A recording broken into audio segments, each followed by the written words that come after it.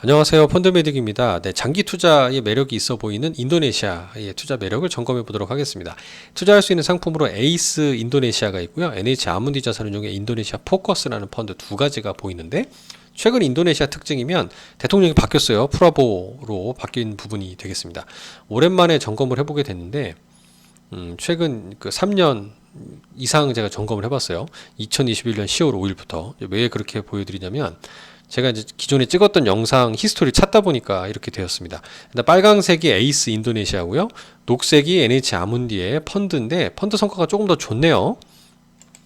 자, 이제 지난 21년도 제가 10월 3일 날에 인도네시아가 좀 좋지 않을까라고 투자를 하고 나서 수익이 좀 많이 났어요. 그 다음 영상을 22년 9월달 고점기에 찍었네요. 인도네시아 전량 매도하고 적립식으로 전환합니다. 이때 먹은 건 좋았죠. 항상 투자가 어려운 점은 이렇게 단기적으로 투자할 필요는 사실 없는데, 이렇게 투자하고 나서는 23년도 8월 11일 날 요때쯤이죠. 약간 그 반등 후 고점이니까 뭐 이때 투자하고 나서 적립식으로 투자했으면은 뭐 평단 정도, 평균 매입 단가 정도 돼 있었겠네요. 이럴 때 KB 그 연구소에서 작성한 어떤 그 리포트들을 제가 보고 인도네시아가 뜬다는 걸 다시 한번 좀 랩업 정리를 해봤습니다. 그리고 나서 어땠냐? 폭락했죠. 그리고 반등하다가 하락하고 반등하다 하락하고 이렇게 박스권을 계속 가지고 있습니다. 적립식으로 사봐야 계속 지금 평균 단가 보다도 좀 약간 낮은 수준까지 지금 내려와 있는 모습이라고 볼 수 있을 것 같아요. 그 최근 인도네시아에 대한 대선이 지난 그 10월 달에 공식 취임하시게 됐는데요. 프라보워 수비안토라는 분이 당선이 됐고 5년간 대통령직을 할 예정이라고 합니다. 여기 이제 현안이 뭐냐? 현 정부 정책 계승이 될 것이냐? 직전에 야당과 협치를 할 거냐에 대한 부분일 것 같고요. 수도 이전 뉴스가 있고요. 핵심 광물 수출 금지 등 현재 정부의 정책, 그러니까 조코 위도도의 직전 정부의 정책을 계승할 건지에 대한 우려감들이 많은 것 같아요. 근데 이런 기사도 있었죠. 지난 9월 8일 날에 있었는데 테슬라가 인도네시아에 투자를 거부한 이유가 이렇게 공개된 바가 있는데요. 이러고 나서 주가가 폭락했잖아요. 아마 테슬라가 투자했으면 좋았을 텐데 왜 광물 및 이렇게 자원 부국인 인도네시아에 투자를 안 했을까? 당시에 로산 로슬라니 그 장관 그 위원장이 말씀하시기를 취소한 이유가 여러 가지가 있지만 그들이 투자하지 않은 이유 중에는 전기 자동차로서 당연히 모든 것이 적합해야 되는데 우리 산업 영역에 들어와도 에너지가 여전히 화석 연료에서 나온다면 그들의 비전과 일치하지 않는다. 즉 친환경 어떤 발전을 하지 않는다라는 언급을 했기 때문이라고 합니다. 아마 이들은 그 테슬라 자체가 탄소 배출권을 좀 사서 매각하는 그런 비즈니스를 가지고 있다 보니까 화석 연료 베이스인 나라에서 공장을 돌렸을 때 별로 이렇게 얻을 게 많지 않을까라고 본 것 같아요. 중국 기업들은 니켈이 많으니까 인도네시아에 투자를 하는 반면에 좀 테슬라는 조금 다른 각도에서 본 것 같아요. 이미 뭐 중국에 기가팩토리가 있어서일 수도 있는데, 특히 이제 얘기하기를 인도네시아는 현재 다른 동남아시아 국가보다 뒤처져 있는데, 예를 들어 샘코프라고 하는 싱가포르의 회사 기준으로는 이미 베트남 등의 13개 태양광 발전소를 보유하고 있다는 거죠. 근데 인도네시아는 그게 없다라고 지적을 했다는 거죠. 싱가포르 에너지 개발사인데요. 중국 및 인도에서 풍력발전 자산을 인수한다 등등의 기사를 보이기도 한 유명한 회사입니다. 센코프라는 회사. 이렇게 생각하면 테슬라 입장에서는 우리는 베트남에 공장을 지을지 인도네시아를 지을지 약간 이렇게 간을 본 게 아닌가라는 생각도 일부 있습니다. 뭐가 아쉽겠어요. 인도네시아니까 큰 소리 쳐봤다가 약간은 좀 박대를 당한 게 아닌가 생각이 들고요. 인도네시아 경제가 10년 만에 새로운 국면, 투자 의견은 중립이다라는 하나증권 김경환 연구원, 김근하 연구원의 그 리포트를 번역한 기사도 지난 10월에 나왔기에 이것도 좀 소개를 해봤습니다.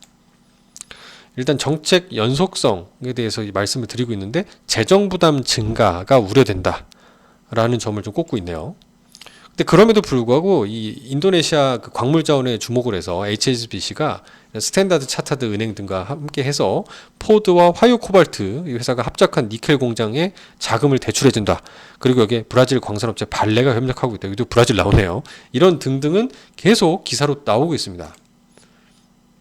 이게 앞서 말씀드렸던 인도네시아의 풍부한 자원 매장량, 니켈 세계 최대 매장국이라는 거죠. 전체 매장량의 24% 보유하고 있는데 이거를 지금 기존 조코 위도도 정부에서 그냥 단순히 원광으로 수출을 못하게 막아버린 거죠. 그 공장을 인도네시아에 지어서 재련, 정제를 하고 보내라 라는 점이 이제 특징적이에요. 이게 자원 산업을 고도화하려는 전략으로 2019년도에 발표한 전략이었던 거죠. 그러니까 인도네시아의 국부를 좀 지키고 내수를 그 경제를 좀 성장시킬 수 있는 좋은 조금 어떤 정책이지 않았을까라고 생각을 해서 글로벌 기업들이 진출해 있는데 정권이 바뀌니까 갑자기 또 트럼프처럼 보조금을 안 주느니 또 다른 이상한 규제가 생기느니 그건 두렵지 않겠습니까? 당연히 그런 면 때문에 이런 그 기사 그다음에 리포트 등등이 발간된 게 아닌가 생각이 듭니다.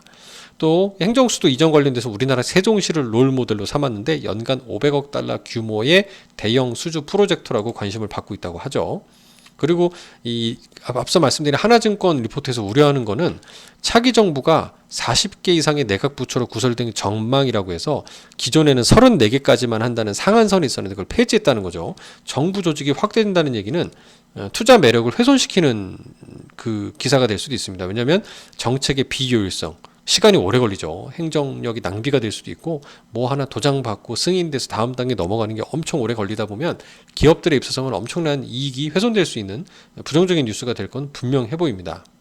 기타 이런 포퓰리즘 정책 등에 대해서는 뭐 이거를 약간 선거적인 그 공약이지 않았을까. 오히려 이거는 지금 이것 때문에 경제가 안 좋아지기보다는 뭐 조금 긍정적으로 인구 보너스 등등 뭐 감소할 위기 등등으로 뭐 해결책 차원에서 얘기했다고만 언급을 하고 있네요. 자, 이제 돌아와 보면 최근 5년 기준으로 성과를 보게 되면은 이때 코로나 팬데믹 때였고요. 반등은 했지만 뭐 제자리 걸음이긴 합니다. 펀드가 소폭 좋은 성과를 내긴 하는데 조금 낮아져 있죠. 뭐 이렇게 비싼 상황이 아닙니다. 이런 상황은 투자하기에는 저는 나쁘지 않다라는 점에서 매력적이고요. 또 극한경제 시나리오라고 하는 책에서 말하기를 인도네시아는 여기 이 작가가 뽑고 계신 리처드 데이비스라고 뽑는 분이 인도네시아를 하나로 꼽았어요. 왜냐하면 예전엔 브릭스였는데 지금은 인도네시아라는 거죠. 그 이유는 젊은 인구가 많다라는 점에 주목을 했다는 거고요.